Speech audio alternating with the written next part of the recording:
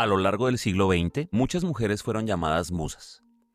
Una palabra elegante para decir que las miraban más de lo que las escuchaban, que estaban ahí para inspirar, pero no para crear, que su presencia servía de adorno en los cafés bohemios de París, pero no para pintar los muros del arte con su propia voz. Leonora Carrington no aceptó ser musa de nadie, ni de su padre, ni de Max Ernst, ni de André Breton, ni del surrealismo. No aceptó ser niña bien, ni esposa, ni prisionera. No aceptó que la encerraran en un manicomio. No aceptó que su mente fuera tratada como enfermedad cuando en realidad era un oráculo. Lo que hizo fue más complicado. Convirtió el delirio en materia prima, la locura en resistencia, la pintura en alquimia y el exilio, ese eterno desarraigo que muchos llevan como una herida, lo transformó en un hogar. ¿Quién fue Leonora Carrington? Algunos dirán que fue una pintora surrealista, otros que una escritora inclasificable. Hay quienes prefieren verla como bruja, como activista, como narradora de lo invisible, y quizás algunos tengan razón, pero tal vez la mejor forma de entenderla sea esta. Una mujer que escribió su propio destino cuando todos los demás ya tenían preparado el final.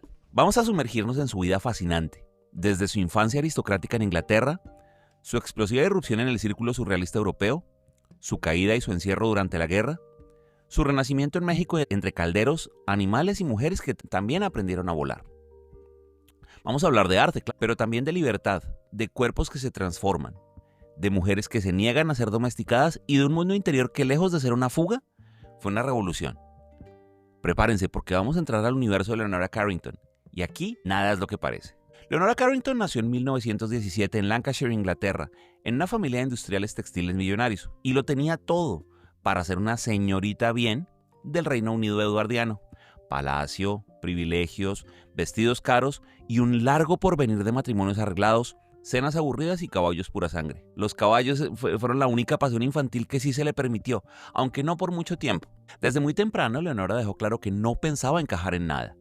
La echaron de más de un colegio de monjas, por lo que los registros describen como una actitud insolente y una conducta inapropiada. Y eso se debe entender como que leía libros prohibidos, que cuestionaba la autoridad y que no aceptaba que ser mujer significara agachar la cabeza.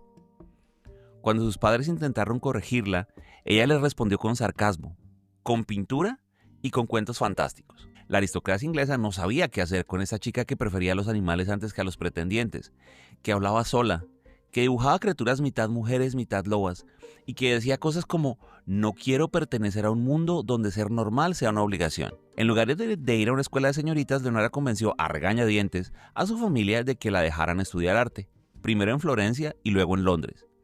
Y ahí fue donde todo empezó a tomar forma. Se sumergió en la pintura como si se tratara de una segunda lengua, una que servía para expresar lo que nadie quería oír: sueños, mitologías personales, desobediencias internas. Y fue en ese ambiente donde descubrió el surrealismo. Y fue en 1937, en una exposición en Londres, cuando vio por primera vez una pintura de Max Ernst. Y dicen que fue como una especie de flechazo artístico. Poco después se conocieron en persona y ese flechazo artístico se volvió literal. Él tenía casi el doble de su edad y una reputación de artista maldito. Ella apenas tenía 20 años y cero intención de ser salvada por nadie. Contra toda lógica, se fue con él a París a vivir, a pintar, a crear y a incendiar lo que quedaba de su antigua vida. No se fue con Max Ernst porque lo admirara. Se fue porque por primera vez había encontrado a alguien que no le pedía permiso para imaginar. Lo que nadie, ni ella, ni Ernst, ni Breton, ni su padre sabían en ese momento es que Leonora no estaba entrando al surrealismo. Estaba a punto de demolerlo desde adentro. Cuando Leonora llega a París con Max Ernst, no llegó a la ciudad del amor. Llegó al núcleo incandescente del surrealismo. El grupo de André Breton la miraba con esa condescendencia tan típica de los genios que se creen únicos, la nueva musa. Pero Leonora no estaba ahí para posar desnuda entre relojes derretidos. Ella pintaba, escribía, discutía y, sobre todo, no pedía permiso. Junto a Ernst vivieron en Saint-Martin-d'Ardèche, en el sur de Francia, en una casa que decoraron con frescos y esculturas que parecían salidas de una pesadilla alquímica.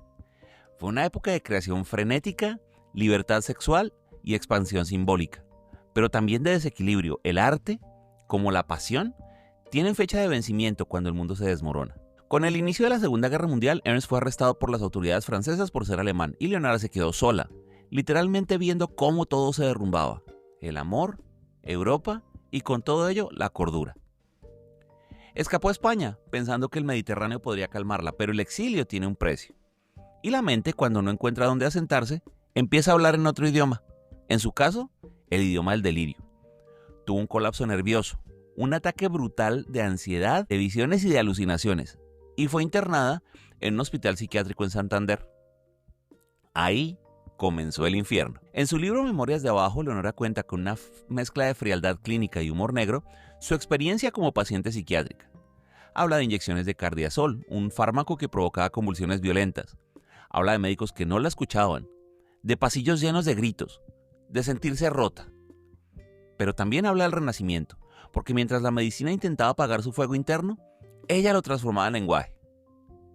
Me curé a mí misma, escribió después, me curé escribiendo, imaginando, volando. Tras salir del hospital, huyó de Europa con ayuda de un diplomático mexicano, Renato Leduc, con quien se casó más por logística que por amor, y viajó a Nueva York y luego a México.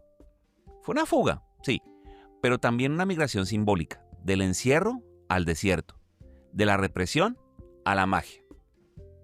Leonora no regresaría jamás a su país natal. Europa había querido convertirla en una nota al pie del surrealismo. México estaba a punto de convertirla en mito. Pero vamos a regresar un poquito a esa época de Leonora en París. Cuando ella llega a París, el surrealismo parecía prometer una libertad absoluta, un movimiento que reivindicaba el sueño, el deseo, lo inconsciente, lo irracional. ¿Qué podía salir mal? Pues bueno, casi todo, si eras mujer. Porque aunque el surrealismo se presentaba como una revolución contra la razón burguesa, seguía siendo una estructura liderada por hombres, y no cualquier tipo de hombres, sino genios autoproclamados, con manifiestos escritos en tinta invisible que decía: las mujeres inspiran y los hombres crean. André Breton adoraba hablar de la mujer mágica, esa figura mística, espontánea, poseída por visiones, pero siempre como un objeto poético, nunca como autora. Las mujeres eran musas, sí, oráculos también, pero cuando tomaban la pluma o el pincel, la reacción era un incómodo silencio, o mucho peor, condescendencia. Leonora no tardó en notar la trampa. Estaba rodeada de hombres que hablaban de libertad, pero que esperaban obediencia. Hombres que exploraban el inconsciente, pero no sabían qué hacer con una mujer que tenía el suyo propio. Las mujeres éramos animales exóticos para ellos, dijo alguna vez. Mientras ellos soñaban con esfinges, yo pintaba desde la esfinge. Y no estaba sola en esa crítica. Otras mujeres surrealistas como Dora Maar, Remedios Varo o Claude Cahun vivieron situaciones muy similares. Todas compartían un doble exilio. Uno artístico dentro del movimiento y uno simbólico fuera de los libros de historia. Carrington se rebeló silenciosamente. No rompió con el surrealismo de manera explícita, pero lo reconfiguró desde adentro, lo desmontó, lo satirizó, luego lo reinventó a su manera. En sus cuadros, las mujeres no son objeto de deseo. Son alquimistas, son guerreras, son transformadoras, no esperan ser miradas. Están demasiado ocupadas cocinando universos. Su visión del surrealismo no venía de Freud ni de Outremont. Venía de su infancia en Inglaterra, de los cuentos celtas, de los caballos, de su propia locura, del encierro, de las plantas, del fuego bajo la olla. Leonora no fue una surrealista, fue una insurrecta del inconsciente, y eso, claro que era mucho más peligroso. Volvamos a México. Y si Europa la encerró, México le abrió completamente la visión a Leonora, y no a través de puertas, sino a través de símbolos. Leonora Carrington llega a México en los años 40, a una ciudad que era en ese momento un caldo de culturas, de exilios, de tensiones políticas y de magia. Y en ese contexto caótico y vital, encontró lo que nunca había tenido: espacio, libertad, compañía femenina y sobre todo silencio para poder crear. Y no tardó en rodearse de figuras que no solo compartían su lenguaje artístico, sino también su hambre de mundos alternos. Se hizo íntima amiga de Remedios Varo, la otra gran alquimista del pincel, y de Kathy Horner, fotógrafa, bruja de la imagen y cómplice de imaginaciones indómitas. Y las tres formaron un círculo que no era ni una escuela ni un manifiesto, era una sororidad, una red invisible de mujeres que resistían con arte y con sarcasmo. Y es que mientras los hombres surrealistas jugaban con lo onírico desde sus teorías freudianas, ellas lo vivían, lo habitaban con una naturalidad feroz. Para Leonora, el inconsciente no era un lugar que visitaba, era exactamente donde vivía. Sus pinturas en México se volvieron mucho más complejas, más cargadas de símbolos arcanos, de figuras híbridas, de animales que hablaban, de mujeres que mutaban en esfinges o sacerdotisas. A veces era difícil saber si uno estaba frente a una obra o frente a un ritual pintado. Y los temas que abordaba ya no solamente eran personales, sino profundamente esotéricos. La alquimia, esa ciencia marginal entre la locura y la sabiduría, se volvió clave en su obra. Estudiaba tarot, mitología celta, religiones precolombinas, física cuántica, cocina mágica y chamanismo. Todo eso le servía para crear una estética que no respondía a modas, sino a visiones. Y sin embargo, su arte no era solemne. Leonora no se tomaba tan en serio como sus seguidores. Tenía un humor ácido, una forma de reírse de los cánones. En una entrevista, cuando le preguntaron por qué había tantas criaturas mitológicas en sus cuadros, ella respondió simplemente: porque los humanos me aburren. En México también fue madre, lo que no la domesticó en absoluto. Crió a sus hijos con cuentos delirantes y cenas donde los ingredientes eran a veces tan simbólicos como comestibles. La maternidad para ella no era ni sacrificio ni consagración, era magia aplicada a la vida cotidiana. Pintaba de día, escribía de noche y en todo momento se negaba a pertenecer a algo que no fuera ella misma. Leonora Carrington no se adaptó a México. México tuvo que adaptarse a ella. Cuando se habla de grandes duplas en la historia del arte, suelen aparecer nombres masculinos unidos por la rivalidad, por el ego o por las vanguardias. Pero hay otra forma de relación artística: la conspiración silenciosa, el apoyo mutuo, el diálogo simbólico, y fue exactamente lo que ocurrió entre Leonora Carrington y Remedios Varo. Ellas se conocieron en México a finales de los 40. Dos mujeres exiliadas de una Europa en ruinas, arrastrando pasados traumáticos y con una imaginación demasiado amplia para los límites del surrealismo oficial. Y desde el primer encuentro se reconocieron, no como colegas, sino como aliadas en una misma causa secreta. Juntas tejieron un lenguaje compartido, una sensibilidad paralela. No pintaban juntas, pero se influenciaban sin competir. Se compartían libros de ocultismo, se escribían cartas delirantes, intercambiaban recetas de cocina y símbolos, hablaban de sueños, del tarot, de gatos y de galaxias interiores. Esa amistad con Remedios Varo y con Kathy Horna, la fotógrafa, formó lo que algunos llaman el Triángulo de las Brujas de México. No era un colectivo, no era un manifiesto, era algo más sutil, una red de cuidado, de risa, de código compartido. Sus obras no se parecen del todo, pero dialogan. Varo era más científica, casi mecánica, con sus mundos de precisión mágica. Carrington era más instintiva, más ritual. Pero ambas trabajaban con los mismos materiales invisibles: la transformación, la libertad, lo sagrado femenino. Y en un país profundamente patriarcal, ellas construyeron un refugio simbólico y real.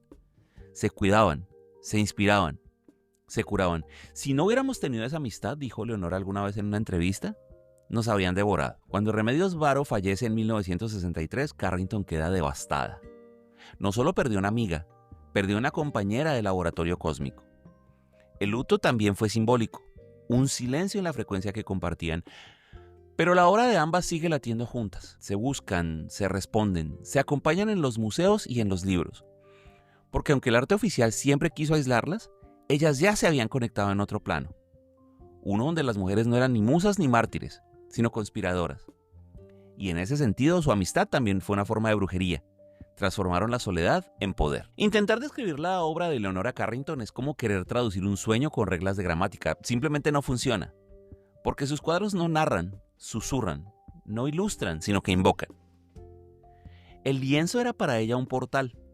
Y lo que pintaba no era lo que veía, sino lo que percibía: transmutaciones, rituales, símbolos, criaturas que parecían salidas de una pesadilla alquímica o de una tarde de té con Lewis Carroll después de un mal viaje de ayahuasca. Una de sus obras más conocidas, El mundo mágico de los mayas, fue un encargo del Museo Nacional de Antropología en 1963. En él, Carrington creó una cosmogonía donde los dioses mayas dialogaban con sus propias visiones: jaguares ceremoniales, sacerdotisas aladas, mujeres con cabezas de animal y cielos donde flotan esferas astrales. El resultado no es una interpretación arqueológica, sino una relectura onírica del mito. México visto con ojos de alquimista inglesa. En La debutante, inspirada en su propio cuento del mismo nombre, representa a una joven que, para no asistir a una aburrida fiesta de la alta sociedad, envía en su lugar a una hiena disfrazada con su vestido. El cuadro mezcla sátira social, terror ligero y una crítica punzante al rol femenino tradicional.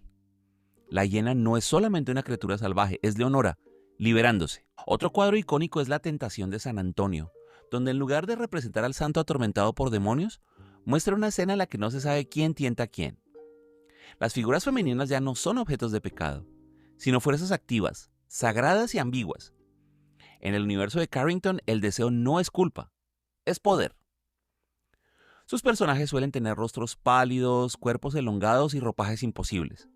Hay muchas puertas, muchos calderos, muchos caballos, símbolo recurrente de libertad desde su infancia, y siempre hay una sensación de que hay algo que está a punto de suceder.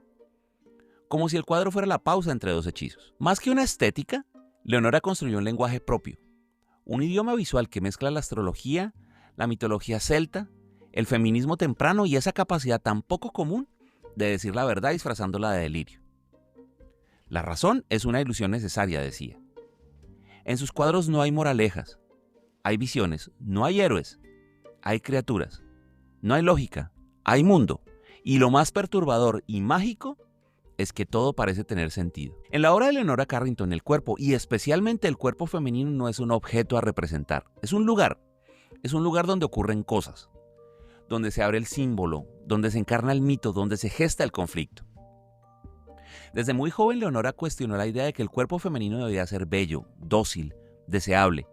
En sus cuadros las mujeres no son figuras pasivas, no esperan al príncipe ni posan para el espectador. Son entidades que mutan, que se fusionan con animales, que dan luz a criaturas imposibles, que se desdoblan, que se disuelven y reaparecen como otras. Ese tratamiento del cuerpo no es grotesco, es revolucionario, porque desarma la mirada masculina que intenta clasificar, juzgar, poseer.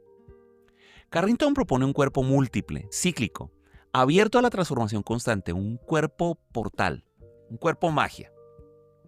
En el Jardín de las Delicias, por ejemplo, representa una escena que a primera vista parece erótica, pero se convierte en un ritual de disolución del yo.